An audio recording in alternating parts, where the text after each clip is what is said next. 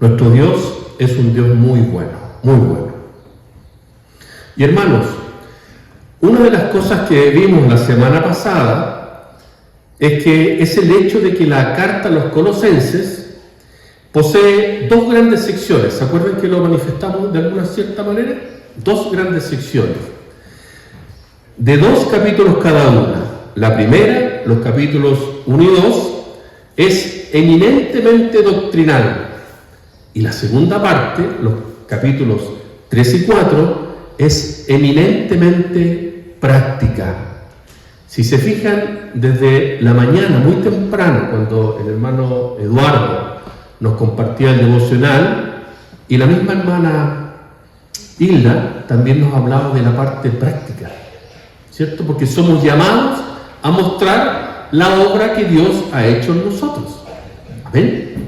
Y en eso debemos estar todos de acuerdo. Nadie podría decir, no, es que yo no soy de ese grupo, ¿cierto? Es para otros. No, mis hermanos. La gente tiene que darse cuenta de que Dios hizo un milagro en tu vida. Dios hizo un milagro en mi vida. Y eso costó mucho. Y eso costó muy caro. En los 2 primeros capítulos de esta carta a los Colosenses, vamos a seguir con la serie, ¿cierto? El apóstol Pablo se detiene a considerar lo que Dios ha hecho en nuestro favor, en Cristo, para luego considerar en los capítulos 3 y 4 aquellas obligaciones y deberes que deben estar en consecuencia, ¿cierto? Dios abre el camino y luego nosotros podemos hacer. Pablo no comienza su carta hablando de la conducta del creyente, sino de la obra de Dios que ha hecho en nosotros y que hace posible nuestro obrar. Mis hermanos, si nosotros invertimos esto, ya dejamos de predicar el cristianismo. Y luego empezamos a hablar del moralismo. En el moralismo, la obediencia viene primero. La aceptación de Dios viene entonces después. Me porto bien para ser aceptado por Dios. Me porto bien para que Dios me bendiga. ¿Le suena parecido? ¿Le suena conocido? Voy a la iglesia para que Dios me bendiga. Hago esta buena obra para ser aceptado por Dios. Eso, mis hermanos, es moralismo. No debemos predicar así. Primero es la obra de Dios y por esa obra nosotros podemos actuar en consecuencia. Y debemos hacerlo, debemos mostrar esa diferencia. En el Evangelio es completamente diferente. Primero somos aceptados por Dios, únicamente por gracia, mediante la fe, ¿cierto? Es en base a los méritos de Cristo, ya no son los nuestros. Y debido a ese hecho, ahora podemos y debemos comportarnos de cierta manera. En el moralismo, mi justificación es por obras. Eso no es cristianismo. Eso es importante de aclarar. Ahora bien, hablar de la segunda parte de la carta sin pasar por la primera es tan dañino que hablar de la primera sin llegar a la segunda. En palabras más simples, ¿cierto? Es de suprema importancia que nosotros tomemos como punto de partida solamente la obra de Dios a nuestro favor. Pero también es de suprema importancia que nosotros veamos las implicaciones prácticas que eso tiene. Es importante ver las implicaciones prácticas que tiene el hecho de abrazar por la fe eso que Dios hizo en tu vida, mi hermano. Eso que Dios hizo en mi vida. Es eso que Dios hizo en nuestra vida. Es por eso que a lo largo de esta serie hemos repetido siempre que lo que un cristiano, y es lo que justamente Pablo estaba atacando, lo que un cristiano necesita para crecer, para avanzar en su crecimiento espiritual, no son nuevas reglas, como lo estaban enseñando aquellos falsos maestros que decían que era necesario, ¿se acuerdan?, adquirir ciertos conocimientos filosóficos o abstenerse de ciertos alimentos o tener ciertas experiencias místicas. No, mis hermanos. Lo que un cristiano necesita para crecer no son estas experiencias místicas, no es abstenerse de ciertas cosas. Lo que un cristiano necesita para verdaderamente crecer es alcanzar un mejor entendimiento de lo que somos en Cristo ahora y de todos los recursos que nosotros tenemos en Él. ¿Para qué? Para vivir en consecuencia. Eso es lo que verdaderamente necesitamos, mis hermanos. Ese es el llamado más importante que el apóstol Pablo, inspirado por el Espíritu Santo, nos hace en esta carta a los colosenses. Yo me imaginaba estos días, mis hermanos, a los colosenses, ¿cierto? Cuando se leía esta carta del apóstol Pablo desde un lugar parecido a este, yo creo que tal vez era muy distinto, sí, la verdad. Pero cómo estaban ellos atentos, ¿cierto? Recibiendo este mensaje del apóstol, cómo la palabra de Dios llegaba a sus corazones y les hablaba acerca de hermanos. Tengan fe, tengan confianza, no sigan esas corrientes. Esta es la palabra, esta es la verdadera palabra. Cristo hizo algo en sus vidas y es por eso que podemos vivir de manera muy distinta. En ese tiempo, mis hermanos, era necesario que el apóstol escribiera esta carta. Ya lo vimos hace mucho tiempo, el contexto histórico el cual tenía esta iglesia que estaba en Colosas, ahí en Asia Menor. Entonces, la semana pasada, nosotros ya vimos lo que eso significa en la vida matrimonial. Ahí, ¿se acuerdan? Vimos cómo la esposa era llamada a someterse a su esposo. Y también vimos cómo el esposo era llamado a ser la cabeza que ama verdaderamente a su esposa. También vimos cómo el matrimonio está llamado a ser ejemplo de la relación entre Cristo y la iglesia. Ese es el verdadero objetivo, lo más importante del matrimonio, mis hermanos. Y vimos como lo más importante no eran los viajes, no era preocuparse por la situación económica. No, mis hermanos, lo más importante es poder reflejar ciertamente a esta sociedad que se hunde la relación entre Jesucristo el Señor y su iglesia, que ama con un amor sacrificial, que entregó su vida por ella. Amén.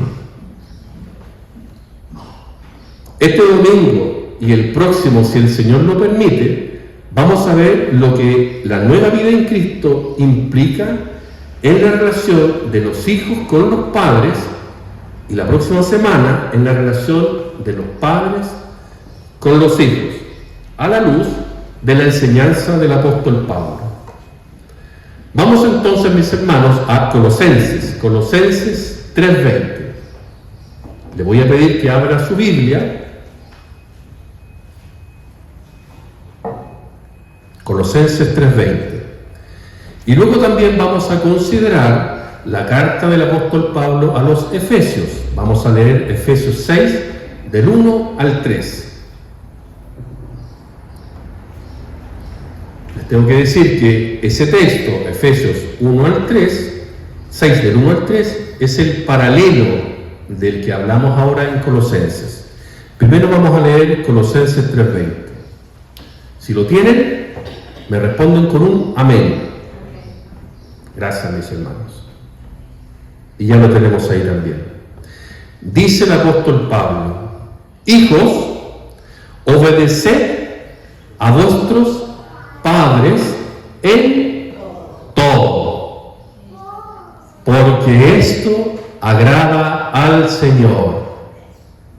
¿Le parece que lo leamos todos juntos? 1, 2, 3. Hijos, obedeced a vuestros padres en todo, porque esto agrada al Señor. Y vamos a leer también entonces la carta a los Efesios. Efesios 6, del 1 al 3. Efesios 6, del 1 al 3. Ya ahí está, muy rápidamente lo puso ahí. Hijos, dice, obedeced en el Señor a vuestros padres. Es muy parecido, ¿se dan cuenta? Porque esto es, ahora dice, es justo. Honra a tu padre y a tu madre, que es el primer mandamiento con promesa. ¿Para qué? Para que te vaya bien y seas de larga vida sobre la tierra. Amén. Les invito a orar, mis hermanos. Ya que leímos su palabra, vamos a pedir su asistencia, ¿cierto? Padre, queremos darte las gracias en primer lugar por haber permitido que como tu iglesia, como tu cuerpo, podamos haber llegado hasta este lugar, Señor. Te damos muchas gracias por tu palabra, Señor, porque muestra tu amor, muestra tu preocupación para nuestro crecimiento, Señor. Te damos muchas gracias por proveernos de ella, Señor. Te pedimos tu asistencia, Espíritu Santo, para que esta palabra no pase de largo, Señor, sino sea encarnada en nuestra vida, para que podamos llevarla a la práctica. Y así el mundo pueda ver que tú eres real, que tú siempre has sido real y que tú vives por toda la eternidad. Te damos muchas gracias y pedimos tu asistencia en el nombre de Jesús. Amén. Amén. Bien, mis hermanos, vamos a considerar estos textos y vamos a tratarlo en 4 puntos. Generalmente son 3 puntos, ¿cierto? Pero esta vez nos vamos a descuadrar y vamos a hacerlo en 4 puntos. Si usted quiere anotar, perfecto. Es ideal que ande con una libretita. Yo en general aconsejo hacerlo porque la mente es frágil, ¿cierto? Hay una ilustración muy buena que habla de que aquella gente que no anota, que aquella gente que no toma nota de las cosas, es como un closet que está muy desordenado. Sabe que tiene cosas, pero no sabe dónde están. ¿Le ha pasado? Sí pasa. Y eso es muy distinto a cuando usted tiene toda su ropita ordenada, ¿cierto? Su colgador, los pantalones en un lugar, la camisa, en fin, todas esas cosas ordenadas. Usted sabe dónde están las ideas. Eso mismo pasa aquí en la iglesia, mis hermanos. Así que es una buena práctica el anotar, ¿cierto? El tomar notas. Tal vez más adelante usted pueda tener su cuadernito, especialmente, y así usted toma su Biblia, su cuaderno y su lápiz. Bien, primer punto. ¿Cuál es el deber esencial que tienen los hijos delante de Dios para con sus padres? ¿Cuántos hijos hay aquí? A ver, levanten la mano. ¿Cuántos hijos hay aquí? Generalmente cuando uno pregunta por hijos, uno se imagina un niño, ¿cierto? Pero no, todos aquellos que tenemos nuestros padres con vida, somos hijos, ¿cierto? Por lo tanto, otra vez, yo soy un hijo. Por ahí viene la Agustina, ¿cierto? El Samuel se me perdió. Ahí está el Noli, Nolasco, ¿cierto? Ah, están arriba, bien, perfecto. Mira, allá hay más hijos. Bendito el Señor, gloria al Señor. Baje su mano. Muy bien. Habemos varios hijos entonces aquí en este lugar. Por lo tanto, Dios nos quiere decir algo. Qué bueno que Dios es así, ¿cierto? Dios quiere hablarnos. Dios quiere que nosotros crezcamos. Bueno, tanto en Colosenses, que ya lo vimos, y en Efesios, Pablo dice ahí que los hijos entonces deben obedecer a sus padres. Y la palabra que el apóstol Pablo usa allí, que se traduce como obediencia, significa literalmente estar bajo una voz. Estar bajo una voz. La idea que este término transmite entonces es la de escuchar con mucha atención al que tiene autoridad sobre nosotros. Escuchar con mucha atención al que tiene autoridad sobre nosotros. ¿Cierto? ¿Para qué? ¿Para qué debemos colocar mucha atención? Para hacer lo que nos ordenan. Por allá, ¿está claro, cierto, arriba? Escuchar con atención, ¿para qué? Para hacer lo que nos ordenan. Los hijos, dice Pablo, deben colocarse bajo la voz de autoridad de sus padres, ¿cierto? Deben escucharlos con atención y en consecuencia deben obedecer. Así de simple, así de crudo, así de claro. Obviamente, mis hermanos, no puede haber obediencia si no hay atención, como tampoco puede haber obediencia donde no se acepta y reconoce la autoridad de quien me está hablando. De manera que cuando Pablo dice aquí que los hijos deben obedecer a sus padres, en primer lugar está presuponiendo una cosa. Escuchen, padres, los que también somos padres. Yo soy hijo y también soy padre. Esta palabra también es para mí. Veo aquí varios que son hijos y también son padres. Escuchemos entonces, el apóstol Pablo está presuponiendo que nosotros los padres van a darle a sus hijos una dirección clara y autoritativa. ¿Qué significará esto? Una dirección clara y autoritativa. Dar dirección clara y autoritativa, mis hermanos, no significa dar gritos. Y aquí ya empezamos a meternos en un camino pedregoso, ¿cierto? En la práctica, en la casa, en nuestro hogar. No significa dar gritos. Algunos ejemplos. Yo recuerdo en la antigüedad, hace muchos años, que mi mamá tenía la costumbre de acompañar las instrucciones con una escoba. No sé si le ha pasado, no sé si le pasó o tiene en su mente. Sí, mi hermana Lucy también. Sí, tenía la mala costumbre de mi mamá de que junto con decirnos las cosas, a mí en particular, que yo estuve solo por 9 años, me pegaron un escobazo cuando yo no atendía hacia la primera. Entonces, muchas veces aprendí así, a escobazo. Esa era la técnica hace varios años atrás ya. Por lo menos unos 45 años atrás. En otras ocasiones también, tristemente lo digo, la obediencia viene por el terror. Los padres con una dureza increíble, que es pecaminosa, tratan a sus hijos con mucha dureza, con mucha crudeza muchas veces, ¿cierto? Y ese hijo aprende de la obediencia, pero a través del terror. Ya no es obediencia, es pavor lo que le tiene, es miedo, miedo a los padres. Por lo tanto, padres, una instrucción clara y autoritativa no es dar gritos, no es ser un dictador, es con amor. Pero también Pablo está presuponiendo que los hijos tendrán oídos atentos para oír y además un corazón dispuesto e inclinado para hacer la voluntad de sus padres. Escuchan y obedecen, ¿cierto? El padre da una instrucción clara y los hijos escuchan atentamente y obedecen.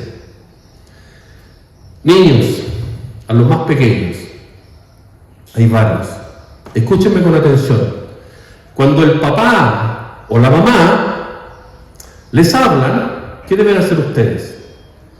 Ustedes deben poner primero mucha atención. Consejo para los más niños, para un tip para los más pequeños, ¿cierto? Primero, poner mucha atención.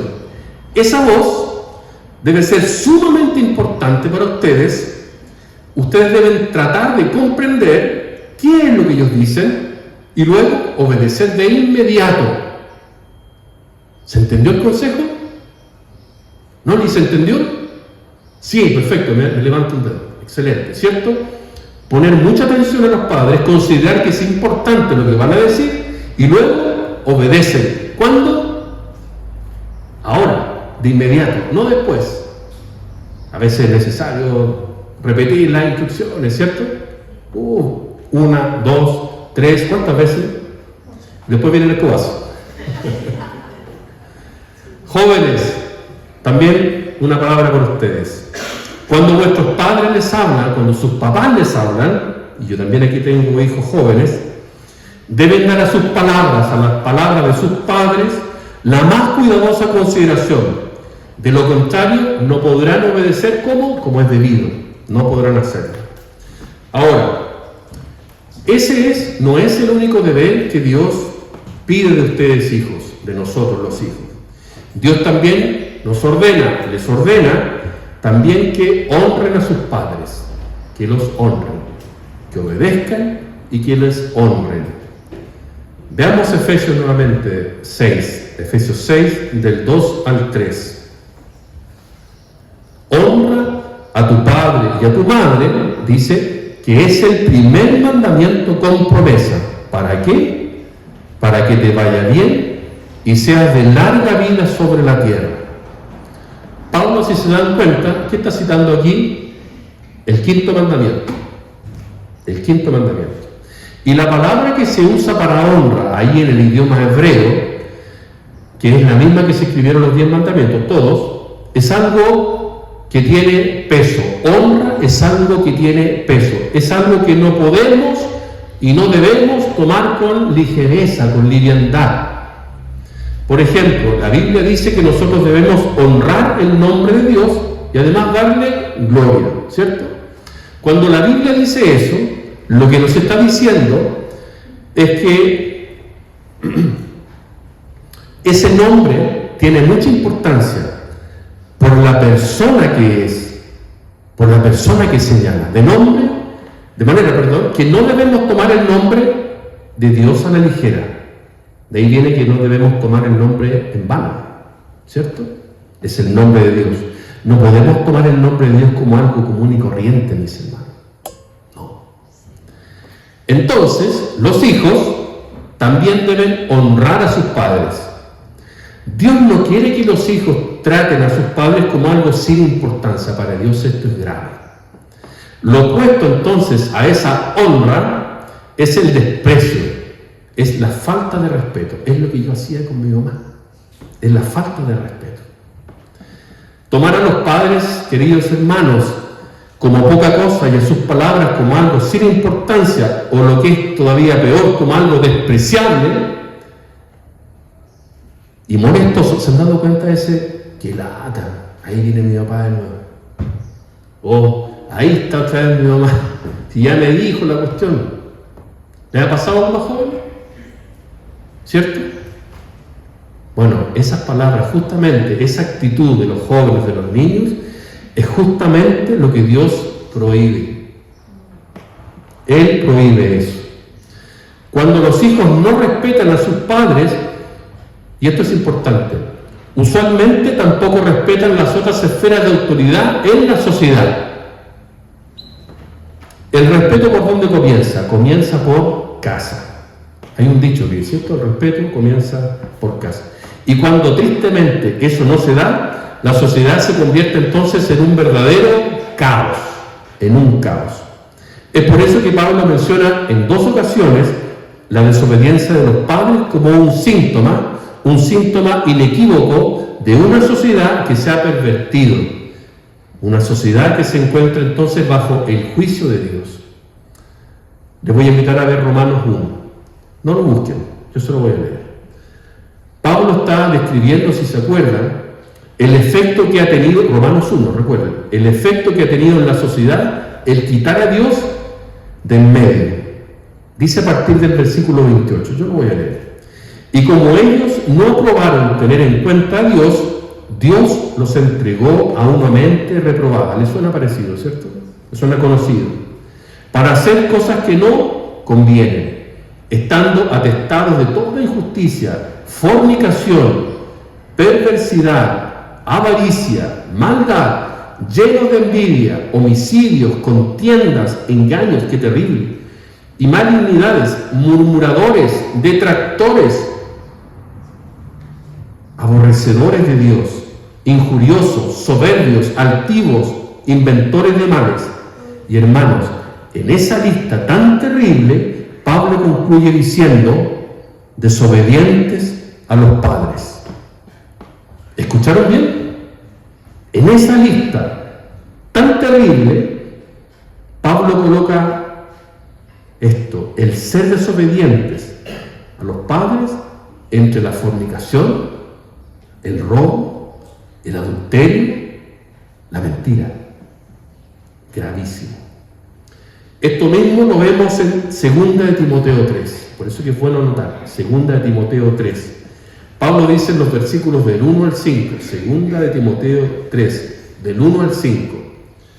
También debes saber esto, que en los postreros días vendrán tiempos peligrosos, porque habrá hombres amadores de sí mismos, avaros, vanagloriosos, soberbios, blasfemos, desobedientes a los padres, ingratos, impíos, en la misma lista, Esto es algo muy serio, mis hermanos. Es algo tan serio que en el Antiguo Testamento Dios ordenó que a los hijos que eran desobedientes y llegaran a ese grado de deshonra y de rebeldía contra los padres, se les aplicara, la pena capital, la pena de muerte. Dios ordenó eso a ese nivel terrible. Dice en Proverbios 20:20, al que maldice a su padre o a su madre, se le apagará su lámpara en oscuridad tenebrosa. Eso es lo contrario a estar lleno de luz, en felicidad, en armonías. Se le apagará su lámpara. Termina tristemente una vida desgraciada, finalmente, pronto la muerte. Al que maldice a su padre o a su madre. Deuteronomio 21, del 18 al 21, dice: si alguno tuviere un hijo contumaz y rebelde, que no obedeciera a la voz de su padre ni a la voz de su madre, y habiéndole castigado, no les obedeciere, fíjese lo que pasa. Entonces lo tomarán su padre y su madre, y lo sacarán ante los ancianos de su ciudad y a la puerta del lugar donde viva. Y dirán a los ancianos de la ciudad lo siguiente: este nuestro hijo es contumaz y rebelde, no obedece a nuestra voz, es glotón y borracho. Entonces todos los hombres de la ciudad lo apedrearán y morirá. Así quitarás el mal de en medio de ti, y todo Israel oirá y temerá. Palabra del Señor. Así de graves. Proverbios 30:17. Y este, mis queridos hermanos, es uno de los textos más graves que hablan acerca de este tema. Dice: el ojo que escarnece a su padre y menosprecia la enseñanza de la madre, los cuervos de la cañada lo saquen y lo devoren los hijos del águila. Es un poco extraño. Yo se lo voy a explicar. ¿Qué significa en primer lugar el ojo que escarnece? Significa mofarse, burlarse con la mirada. Es una mirada despectiva, con desprecio hacia el Padre. Hermanos, la mirada despectiva puede ser tan venenosa como las palabras, solo con la mirada despectiva. Y a veces eso se hace a espaldas de los padres. Muchas veces los padres no vemos esas cosas, ¿cierto? No tenemos cómo. Pero jóvenes, niños, los que somos hijos, lo que la Biblia está diciendo aquí es que Dios sí lo ve. Dios sí lo ve. Y Dios toma esto muy en serio. ¿Qué significa? Que los cuervos saquen ese ojo y lo devoren los hijos del águila. ¿Qué significa eso? En el Antiguo Testamento, el no enterrar un cadáver significaba la máxima deshonra. Eso significa, aquel hijo que tiene una mirada despectiva contra su padre será humillado de tal manera que ni siquiera enterrarán su cuerpo. Y vendrán estas aves, los cuervos, sacarán sus ojos. Qué terrible, hermano. Lo que estoy hablando es la palabra del Señor, es la palabra de Dios. No significa enseñar a través del terror, mis hermanos. Solamente es mostrar que para Dios este tema sí es muy importante y no podemos ni debemos pasarlo por alto. Así de simple. Y aunque esas leyes civiles ya hayan pasado, ¿cierto? Ya no están vigentes, mis amados jóvenes y niños, Dios sigue pensando hoy día exactamente igual. Dios sigue pensando exactamente lo mismo. Para Dios es grave. La desobediencia para Dios sigue siendo grave. ¿Y saben por qué? Porque Él no cambia. Él no cambia. Así que, hermanos, no basta solo con obedecer. Eso no es suficiente. nosotros debemos honrar a nuestros padres. Ahora, si un hijo hace lo que sus padres le ordenan, pero lo hace de mala gana, ¿será eso honra?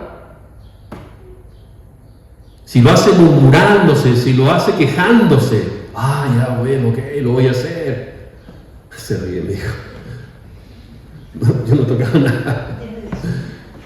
Señor habla, Señor habla.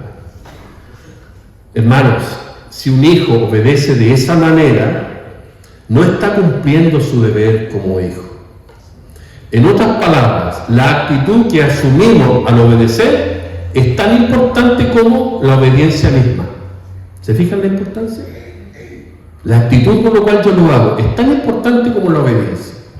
Entonces, es importante recalcar el hecho de que este deber de honrar a los padres no termina también cuando nos casamos, ¿cierto? Este deber de honrar a los padres continúa vigente hasta que nuestros queridos padres partan de este mundo, cuando ya no estén con nosotros. Y si bien es cierto que los hijos casados ya no están obligados, ¿cierto?, a obedecer a los padres como antes, aún así los hijos deben seguir honrando a sus padres hasta la muerte. Esto incluye, mis queridos hermanos, tratarlos con respeto. Esto incluye también ocuparse de ellos y sostenerlos económicamente también, cuando ellos ya no se pueden sostener por sí mismos. ¡Qué responsabilidad, mis hermanos! Entonces, hermanos, la esencia del deber como hijos es obedecer y honrar. Obedecer y honrar. El segundo punto que vamos a tocar es ¿hasta cuándo se extiende este deber? ¿Cuándo vence? ¿Cuándo se acaba este deber de obedecer y honrar? ¿Hasta qué edad? Bueno, la palabra hijo que el apóstol Pablo está ocupando aquí, así en Efesios como en Colosenses, no significa niños pequeños, no significa bebés, significa literalmente el que es engendrado. ¿Cuántos son engendrados aquí? Todos, ¿cierto? Todos somos engendrados. Nadie aquí ha nacido por osmosis, ¿cierto? Por algún fenómeno químico extraño. No, ¿cierto? El Señor en su orden dijo que nuestros padres iban a procrear, ¿cierto? Ese es el medio. Por lo tanto, todos hemos sido engendrados. Pablo entonces está diciendo, hermano, tú que fuiste engendrado, obedece y honra al que te engendró o a los que te engendraron, ¿cierto? Esa es la idea. Obedece y honra aquellos instrumentos que Dios ocupó para traerte ¿a dónde? A la vida. ¿Hasta cuándo? Hasta que te independices y formes un nuevo hogar. Y aquí es importante. Aquí es importante notar que en Efesios Pablo dice esto. Y primero viene hablando de matrimonio. En el capítulo 5, 31 dice, por esto dejará el hombre a su padre y a su madre para unirse a su mujer. Bueno, a partir de ahí vence el deber de obedecer a los padres, pero continúa el de honrar. Está claro, ¿cierto? Entonces, mientras los hijos estén bajo la autoridad de los padres, es decir, viviendo en la misma casa, bajo el mismo techo, tú tienes el deber de obedecer y honrar a tus padres. ¿Y qué pasa con los que estudian lejos? ¿Tendrán el mismo deber? Sí, ¿cierto? Porque es parte de la vida. Ese proceso de salir finalmente de la casa comienza mucho antes. Y el estar viviendo a raíz de los estudios fuera del hogar es parte de ese proceso. Los padres deben, como se dice, empezar a dar rienda, ¿cierto?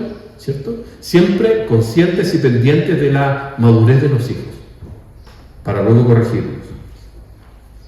Entonces, aquí es importante una cosa. No es apropiado tratar a un niño de 5 años como si tuviera 18.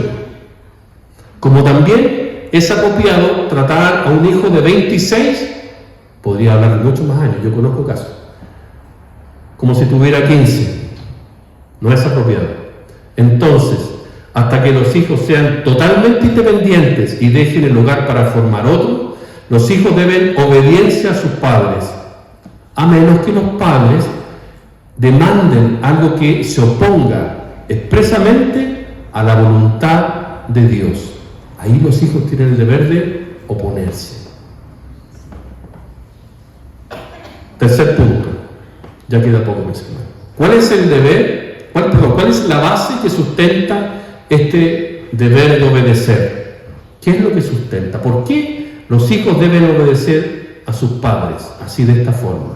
Bueno, en el texto de Colosenses, Pablo dice que los hijos deben obedecer a sus padres porque agradan al Señor.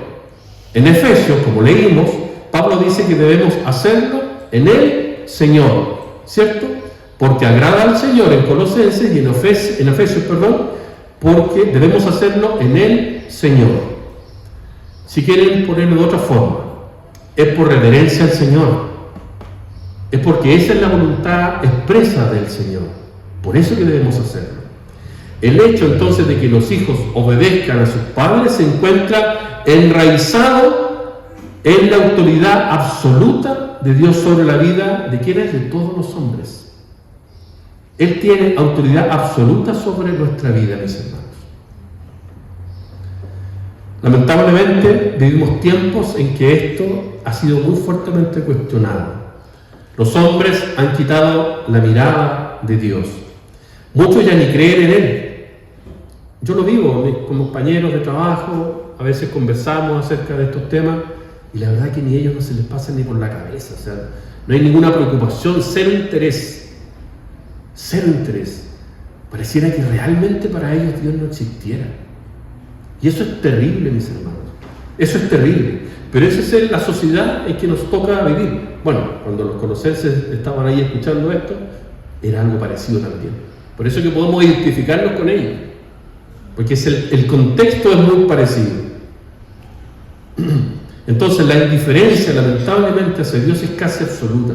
Las personas se enfocan más en lo temporal, ¿cierto? Los problemas, el dinero, la institución, el estatus social, eso pareciera que es más importante. Las distracciones mundanas, el pasarlo bien, las vacaciones, en fin, en sus propios problemas. Lejos de considerar entonces a Dios. Y menos piensa en valorar la familia como Dios lo ha estructurado. ¿Se han dado cuenta? Dios ya no es tema. Algunos datos. En el año 1971, el psiquiatra británico David Cooper escribió un libro que se titulaba La muerte de la familia. La muerte de la familia. En él nos dice que ya es tiempo de desechar totalmente esta institución. Lo mismo dice una mujer, Kate Miller, dice en su libro Políticas Sexuales se llama. Ella dice que las familias deben desaparecer porque han sido un instrumento de opresión y de esclavitud para las mujeres. De eso se habla mucho hoy en día, mis hermanos. En un tono muy similar, otra autora dice, el matrimonio es una servidumbre legalizada y las relaciones familiares constituyen la base de toda opresión humana. Eso es el matrimonio para ellos. ¿Están oyendo, mis hermanos, eso? ¡Qué terrible! Si Dios no existe, entonces no existe ninguna base para poder sostener el concepto de la autoridad. Si Dios no existe, no hay razón para hablar de autoridad. Hermanos, Dios sí existe. Lo sabemos, ¿cierto? Dios sí existe. Y Él es el creador y el sustentador de todas las cosas. Él tiene entonces todo el derecho a establecer las reglas del juego.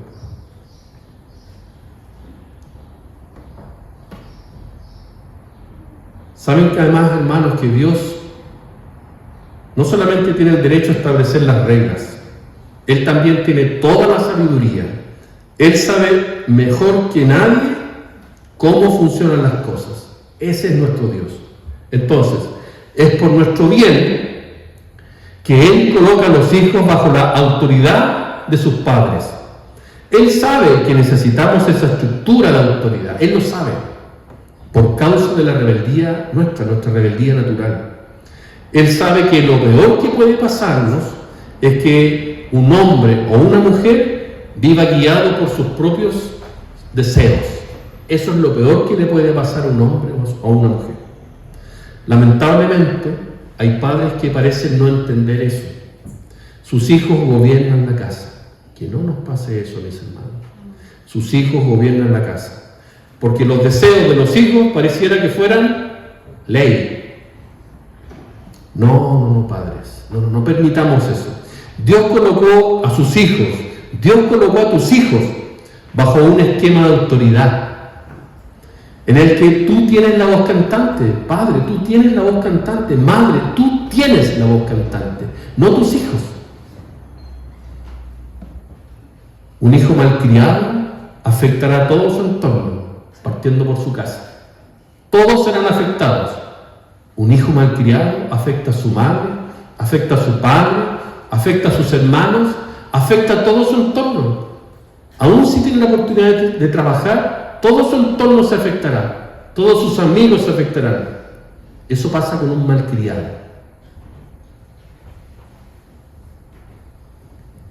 Padres, y aquí es importante, la obediencia también se enseña.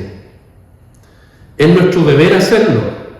Debemos instruir a nuestros hijos. Y si se equivocan, debemos corregirlos. Y si es necesario, también debemos disciplinarlos. Es parte del amor. Es parte del verdadero amor. Último punto. ¿Qué es lo que debe mover a los hijos a obedecer a los padres?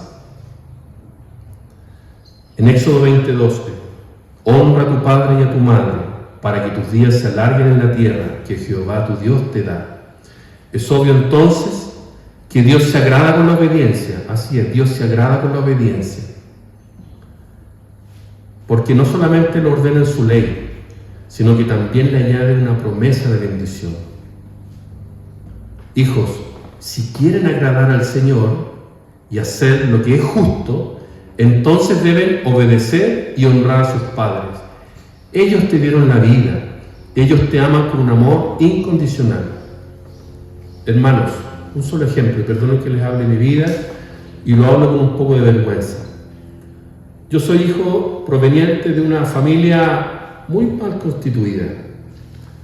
Por muchas razones, por ciertas razones, mi mamá se casó, bueno, no se casaron.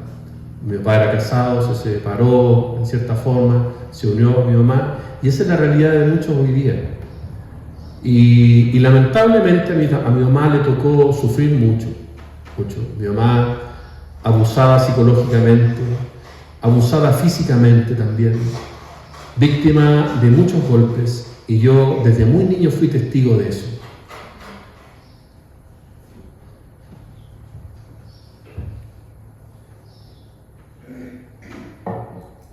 Y esto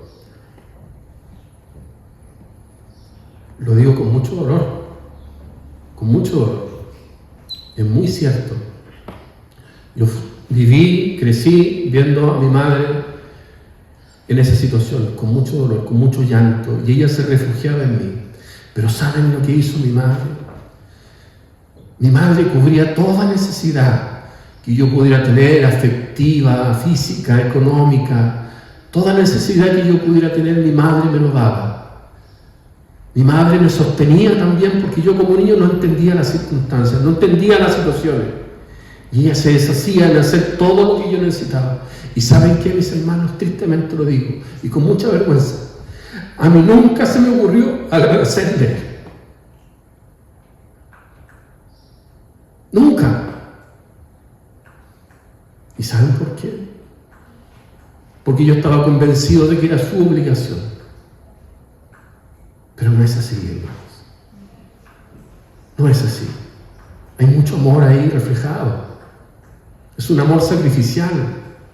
Y claro, cuando uno entiende eso, cuando uno tiene sus propios hijos, recién ahí, Yo le doy gracias al Señor porque esta palabra ha tratado conmigo y Él me ha dado todavía el tiempo para poder estar a cuentas con mi madre. Tengo una bendición, ¿cierto? Pero que no sea tarde para usted.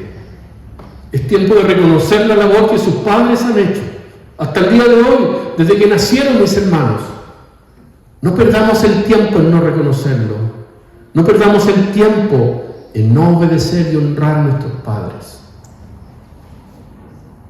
Dios va a usar a tus padres para mostrarte a través de ellos su voluntad. Su voluntad es buena, su voluntad es agradable, su voluntad es perfecta. Dios está usando a tus padres para mostrarte su voluntad. ¿Quieres saber lo que Dios quiere de ti? ¿Estás interesado en conocer la voluntad de Dios para tu vida? ¿Quieres saber lo que Dios quiere que tú hagas? Comienza obedeciendo y honrando a tus padres. Eso es lo que todos debemos hacer. Que el Señor te bendiga muy grandemente, hijos, jóvenes, niños, no más niños. Que el Señor nos bendiga en este día y siempre. Póngase en pie, vamos a cantar una canción y luego vamos a terminar con una oración.